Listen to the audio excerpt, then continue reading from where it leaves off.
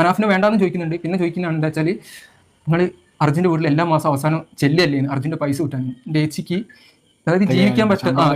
എൻ്റെ ഏച്ചി ഏത് പൊസിഷനിലാണെന്ന് ആർക്കും അറിയില്ല. അപ്പോൾ ചോദിക്കുന്ന ചോദ്യം എന്താ വെച്ചാൽ, നിങ്ങൾക്ക് അർജുൻ്റെ ശമ്പളം കൂട്ടാൻ വേണ്ടിയിട്ട് നിങ്ങൾ എല്ലാ മാസം വരല്ലേ. മനാഫ് കാരണം അർജുന്റെ കുടുംബത്തിന് ഇപ്പോൾ പുറത്തിറങ്ങി നടക്കാൻ പറ്റാത്ത ഒരവസ്ഥ വരെ വന്നിട്ടുണ്ട് എന്നുള്ള കാര്യമാണ് അർജുന്റെ സഹോദരൻ ഇപ്പോൾ പുറത്തു പറയുന്നത്. ഒട്ടുമിക്ക ആളുകളും ആ ഒരു ഇന്റർവ്യൂ കാര്യങ്ങളൊക്കെ കണ്ടു കഴിഞ്ഞിട്ടുണ്ടാകും. ഞാൻ ജസ്റ്റ് അർജുന്റെ സഹോദരന്റെ ഒരു വീഡിയോ ഇന്ന് കാണാനിടയായി. ഏതായാലും നമുക്ക് കാര്യത്തിലേക്ക് കടക്കാം. അർജുന്റെ സഹോദരൻ അതിൽ കുറച്ച് കാര്യങ്ങൾ പറയുന്നുണ്ട്. അതായത് മനാഫ് പറഞ്ഞ ചില കാര്യങ്ങൾ ഇവരുടെ കുടുംബത്തെ നല്ല രീതിയിൽ ബാധിച്ചു എന്നുള്ള കാര്യമാണ് അർജുന്റെ സഹോദരൻ അതിൽ വെളിപ്പെടുത്തിയിട്ടുണ്ടായിരുന്നത് അല്ലേ. മനാഫ് പറഞ്ഞ കുറച്ച് വാക്കുകൾ ആളുകൾ അത് കേട്ടിട്ട് ഇവരെ എന്താ പറയുക, ഫോണിൽ വിളിച്ചിട്ടും അതുപോലെ തന്നെ വളരെ വലിയ സൈബർ അറ്റാക്കും ഇവർക്ക് പുറത്തിറങ്ങി നടക്കാൻ പറ്റാത്ത ഒരവസ്ഥയിലേക്ക് ഇവരെ കാര്യങ്ങൾ എത്തിച്ചു എന്നുള്ളതാണ് അർജുന്റെ സഹോദരൻ വളരെ എന്താ പറയുക സങ്കടത്തോടെ അവർ പറഞ്ഞിട്ടുള്ളത് അല്ലേ. കാരണം ആ ഒരു കുടുംബത്തിന്റെ സിറ്റുവേഷൻ എന്ന് പറയുന്നത് ഇപ്പോൾ അതാണ്. അർജുനെ നഷ്ടപ്പെട്ട് കഴിഞ്ഞു. പക്ഷെ പിന്നീട് ഇതുപോലുള്ള സൈബർ അറ്റാക്ക് അവർ നേരിട്ടുകൊണ്ടിരിക്കുകയാണ് അല്ലെ. പുറത്തിറങ്ങി നടക്കാൻ പോലും പറ്റാത്ത രീതിയിലേക്ക് കാര്യങ്ങൾ എത്തി എന്നുള്ളതാണ്. അത് മനാഫ് പറഞ്ഞ ഒരു വാക്ക് കൊണ്ട് മാത്രം. ഏതായാലും നമുക്ക് എല്ലാവർക്കും അറിയാം, ആ സഹോദരി അർജുന്റെ സഹോദരിയും വളരെ വലിയ രീതിയിലുള്ള വിമർശനങ്ങൾ ഏറ്റുവാങ്ങിയിട്ടുണ്ടായിരുന്നു അല്ലെ. മനാഫിന്റെ പേര് പറഞ്ഞില്ല എന്ന് പറഞ്ഞിട്ട് വളരെ വലിയ രീതിയിലുള്ള സൈബർ അറ്റാക്ക് അർജുന്റെ സഹോദരിയും ഏറ്റുവാങ്ങിയിട്ടുണ്ടായിരുന്നു. അപ്പൊ നമ്മളും അതേ ചൊല്ലി വീഡിയോ ഒക്കെ ചെയ്തിട്ടുണ്ടായിരുന്നു. അങ്ങനെ വിമർശിക്കപ്പെടേണ്ട ഒരാളല്ല അർജുന്റെ സഹോദരി എന്നുള്ള ഒരു അഭിപ്രായമായിരുന്നു നമ്മൾ പറഞ്ഞിട്ടുണ്ടായിരുന്നത്. കാരണം മറ്റൊന്നുമല്ല, അവരുടെ അപ്പോഴത്തെ സാഹചര്യം അതായിരുന്നു. അർജുനെ കിട്ടിയ ആ ഒരു സമയത്ത് അവരുടെ സാഹചര്യം അങ്ങനെയായിരുന്നു. 72 ദിവസങ്ങൾക്ക് ശേഷമാണ് അർജുനെ കണ്ടെത്തുന്നത് അല്ലെ. അപ്പൊ ആ ഒരു സമയത്താണ് ന്യൂസുകാർ പോയിട്ട് ഇങ്ങനെയുള്ള കുറേയധികം കാര്യങ്ങൾ ചോദിക്കുന്നതും അതിൽ അവർ മനാഫിന്റെ പേര് പറഞ്ഞില്ല എന്നുള്ളതാണ്.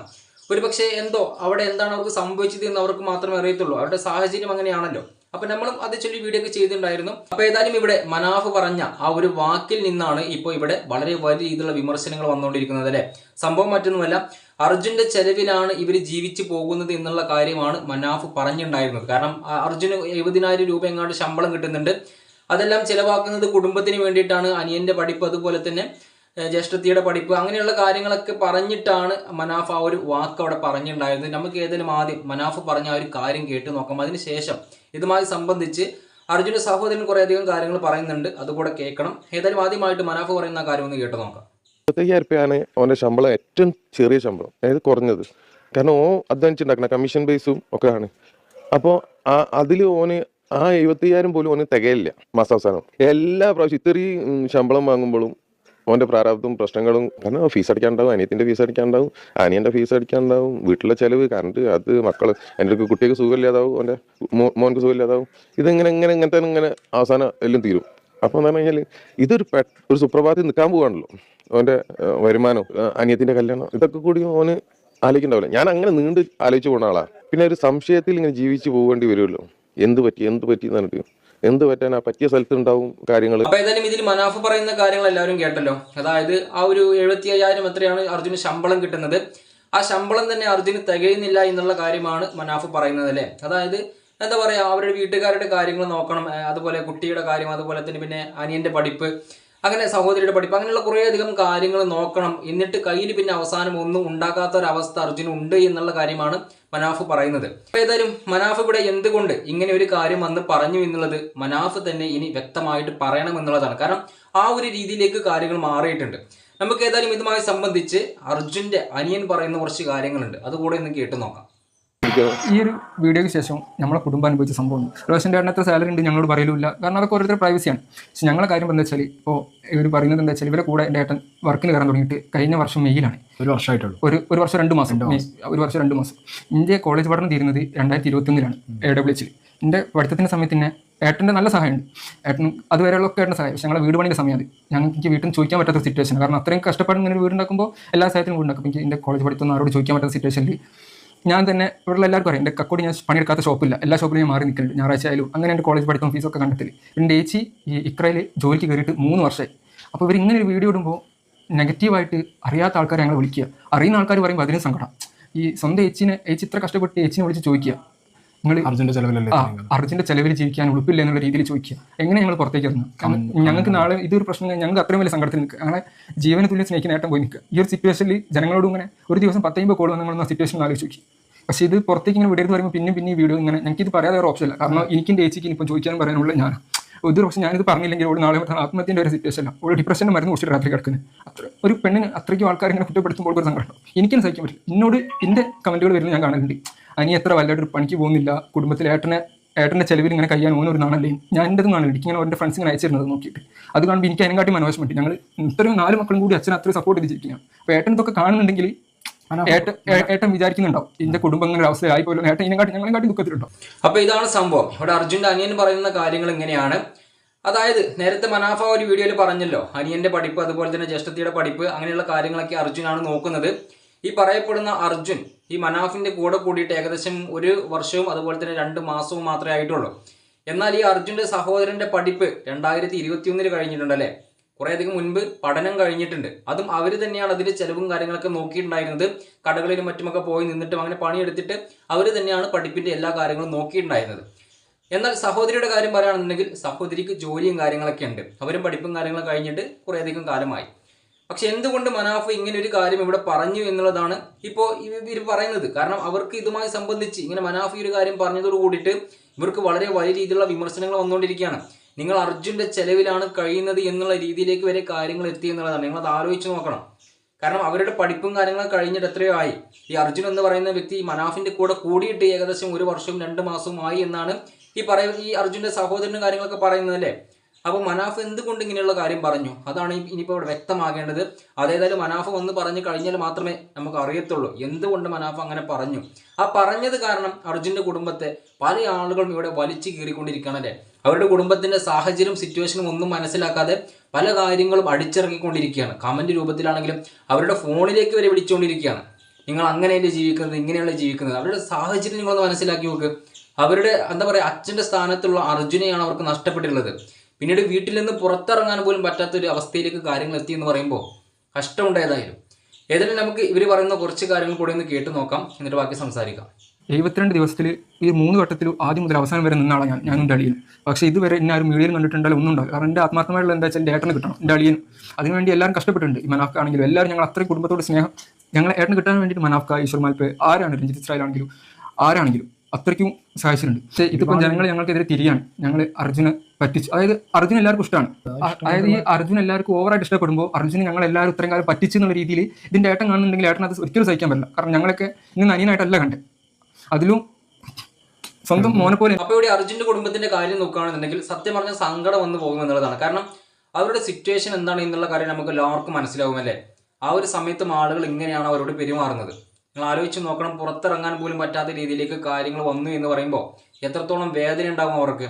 പോരാത്തതിന് അർജുൻ എന്ന് പറയുന്ന ആ ഒരു വ്യക്തിയുടെ ആ ഒരു എന്താ പറയുക 72ാമത്തെ ദിവസത്തിന് ശേഷമാണ് അവർ കിട്ടിയിട്ടുള്ളത്. എത്രത്തോളം കാത്തിരിപ്പിന് ശേഷമാണ്.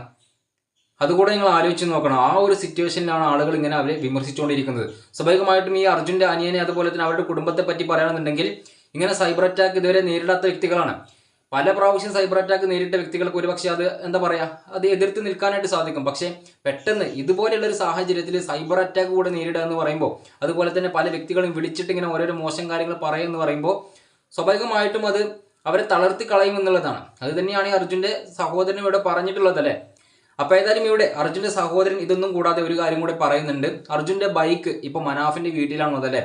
നമ്മളെല്ലാവരും ഒരു ഇന്റർവ്യൂ കാര്യങ്ങളൊക്കെ കണ്ടിട്ടുണ്ടായിരുന്നു. മനാഫിന്റെ വീട്ടിൽ ആ ഒരു ബൈക്ക് പെയിന്റ് അടിച്ചിങ്ങനെ വെച്ചിട്ടുള്ള ആ ഒരു വീഡിയോ കണ്ടിട്ടുണ്ടായിരുന്നു. കാണാത്തവർക്ക് വേണ്ടി ഞാൻ ജസ്റ്റ് ഇവിടെ ചെറിയൊരു ക്ലിപ്പ് അതിൻ്റെ കൊടുക്കുന്നുണ്ട്, ഒന്ന് കണ്ടു നോക്കാം. സംഗതിയുണ്ട്. നമ്മുടെ അർജുൻ്റെ ബൈക്കാണ് ഇവിടെ ഉള്ളത്. ഇത് അർജുന് പോണ സമയത്ത് പിന്നെ പെയിന്റ് അടിക്കാൻ വേണ്ടി പറഞ്ഞിരുന്നു. ലോറിൻ്റെ ഇതൊക്കെ കാണുന്നുണ്ട്. ഈ കെൽപ്പതിന് AS ഈ ബൈക്ക് ഇത് ഇവിടെ നിങ്ങൾ കാണേണ്ട പ്രേക്ഷകർ കാണണം. പിന്നെ മനാഫ്ഖൻ്റെ അടുത്തില്ല, ഞാൻ പറയണോണ്ട് ബുദ്ധിമുട്ടുണ്ടോ എന്ന് എനിക്കറിയില്ല. ഈ ഒരു ഓടി ഇവിടെ കാറിൻ്റെ പുറത്ത് പിന്നെ ഇതുകൊണ്ട് കിടക്കുകയാണ്, പിന്നെ പൊടി പിടിച്ച് കിടക്കുകയാണ്. ഈ ഒരു ബൈക്ക് അർജുൻ പോയ അന്ന് പെയിൻ്റൊക്കെ അടിച്ച് കൊണ്ടുവന്നിട്ട് ഇതിൻ്റെ ഫ്രണ്ടിലേക്ക് കയറ്റിയിട്ടിട്ട് ഇവിടെ തെപ്പിക്കണം. അർജുനോടുള്ള സ്നേഹത്തിൻ്റെ അഗാധത എത്രത്തോളമാണെന്നുള്ളത് മനസ്സിലാക്കിയാൽ മതി. കാരണം ആ ഒരു ഡ്രൈവറെ ആ ഒരു മനുഷ്യനെ എത്രത്തോളം സ്നേഹിച്ചിരുന്നു, ബഹുമാനിച്ചിരുന്നു എന്നുള്ളത്. കാരണം മഴയും വെയിലും കൊള്ളാതെ അവിടെ ഇട്ടൊക്കെയാണ്. ഈ വാഹനം അർജുന് ജീവനായിരുന്നു. അപ്പോൾ ഇതായിരുന്നു ആ ഒരു വീഡിയോ. മനാഫിൻ്റെ വീട്ടിൽ ആ ഒരു ബൈക്ക് കൊടുന്ന് പെയിൻ്റൊക്കെ അടിച്ച് വെച്ചിട്ടുണ്ട്. അപ്പോൾ ഏതായാലും ആ ഒരു യൂട്യൂബറാണ് ആ ഒരു ബൈക്ക് കാണിച്ചു തരുന്നത്. മനാഫ് ആ ഒരു സമയത്ത് അവിടെ ഇല്ല, പുള്ളിക്കാരനാണ് കാര്യങ്ങളൊക്കെ പറയുന്നത്. പക്ഷെ ആളുകൾ എന്ത് ചെയ്തു, മനാഫ് ഇത് അർജുൻ്റെ ഓർമ്മയ്ക്ക് വേണ്ടിയിട്ട് അവിടെ കൊണ്ടുപോയി വെച്ചു എന്നുള്ള കാര്യമാണ് ആളുകൾ ധരിച്ചിട്ടുള്ളത്. അതുകൊണ്ട് തന്നെ ആ രീതിയിലും അർജുൻ്റെ കുടുംബത്തെ വളരെ വലിയ രീതിയിൽ വിമർശിച്ചു എന്നുള്ളതാണ്.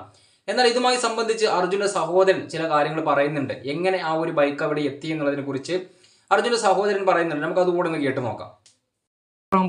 സഹിക്കാൻ പറ്റുന്നതിലപ്പുറമാണ്. ഞാൻ ഇതുവരെ ഇങ്ങനെ ഓരോ ന്യൂസുകളൊക്കെ കാണലുണ്ട്, സൈബർ അറ്റാക്ക് കാര്യങ്ങൾ. പക്ഷെ നമുക്ക് ആ ഒരു ഫീലിംഗ് മനസ്സിലാവുന്ന അപ്പോഴാണ്. എല്ലാവരും ഏട്ടനെ സ്നേഹിച്ചിട്ട് ഏട്ടനോട് ഓവർ സ്നേഹം വരുമ്പോൾ കുടുംബം ഏട്ടനെ ഇത്ര പ്രാരാബ്ധത്തിലാക്കി എന്നുള്ള രീതിയിൽ വരുമ്പോൾ എല്ലാവരും ഞങ്ങൾക്കെതിരെ തിരികെ. ഇന്ന് ഞാൻ വേറെ യൂട്യൂബ് ചാനൽ കണ്ടേ ബൈക്കിൻ്റെ, അതായത് ഏട്ടനോട് നമുക്ക് സ്നേഹമില്ലാത്ത രീതിയിൽ ബൈക്ക് അവിടെ കൊണ്ടുവച്ചെന്നുള്ള രീതിയിൽ. അതായത് ഏട്ടൻ ഈ സംഭവം നടക്കുന്നതിന്റെ തലേ നിന്നെ വിളിച്ച് പറഞ്ഞതാണ്, ഏട്ടൻ ബൈക്കിന്റെ പൈസയൊക്കെ എല്ലാം അടച്ചു കഴിഞ്ഞാൽ നന്നാക്കാൻ കൊടുത്തായിരുന്നു. മൊത്തം വണ്ടി കംപ്ലൈന്റ് ആയതിന്റെ കാരണത്താലൊക്കെ തന്നെയാണ്.